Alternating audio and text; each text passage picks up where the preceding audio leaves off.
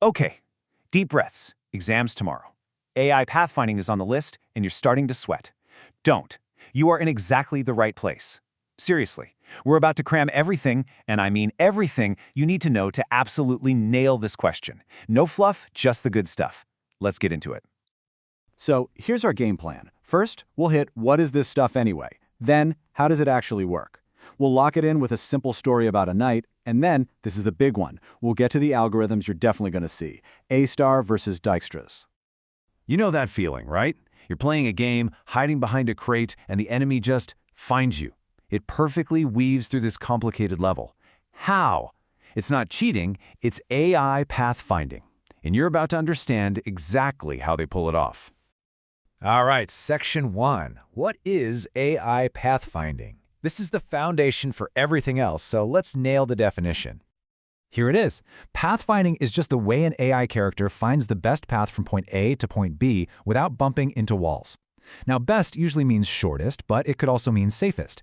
If you're going to memorize one sentence for the exam, this is it. Seriously, burn this into your brain. So, how does the magic happen? Well, it's not magic. It's actually a pretty straightforward two-step process. Super easy to remember. Step 1. Map representation. An AI can't see like we do, right? So the game world gets broken down into something it can understand, like a simple grid or a bunch of connected dots called nodes. Step 2. The algorithm. Once the AI has its map, it uses a set of rules, that's the algorithm, to figure out the best way to go. So think of it this way. First you need the map, then you make the plan. Simple.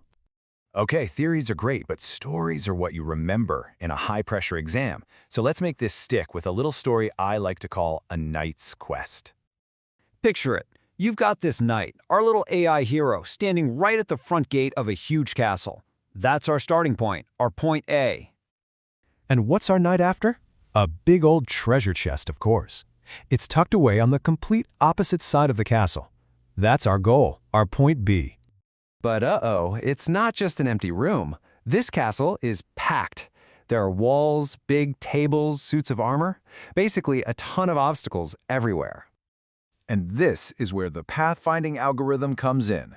It's the knight's brain. It looks at the map of the castle, sees all the junk in the way, and instantly calculates the absolute best route to get to that treasure without hitting a single thing. Pretty cool, huh? All right, let's get down to the nitty-gritty. This part is super important for your exam. So the AI needs an algorithm, a plan. But which one? Let's meet the two main contenders. You need to know these two names. A-star, that's A and then an asterisk, and Dijkstra's. They are the big dogs of pathfinding. And trust me, understanding how they're different is going to be the key to getting that top grade. So, let's throw them in the ring, head to head. What makes them so different? It all comes down to one really important word. And that word is heuristic. A heuristic is basically an educated guess, a smart shortcut. It's like when you're trying to get to a store and you think, well, it's generally in that direction, so you start walking that way. It's a rule of thumb that helps find an answer fast without checking every single street. This word is the secret sauce. So first up is A-star. A-star is the smart one. It uses a heuristic, that educated guess we just talked about, to estimate which direction is the best one to go in. It doesn't waste time exploring paths that are clearly leading away from the goal. This makes it super fast and efficient, which is why it's so popular in games. And then you've got Dijkstra's. Now, Dijkstra's doesn't take shortcuts. It's the perfectionist. It's incredibly thorough. It starts at the beginning and checks every single possible path, expanding outwards like a ripple in a pond until it finds the destination. It's exhaustive, which means it will always find the guaranteed best path. But, as you can imagine, it can be a lot slower. So, let's put it simply. A-star is the clever one. It uses a smart shortcut to find a good path really, really fast. Dijkstra's is the methodical one. It checks everything to find the perfect path, no matter how long it takes. Smart and fast versus thorough and perfect. Okay, listen up. Pencils out, or just open up your ears. If you remember literally one thing from this whole session, make it this. The absolute key difference for your test is A-star uses heuristics, Dijkstra's does not. That's it. That's the money shot. That's the sentence that's going to get you the points.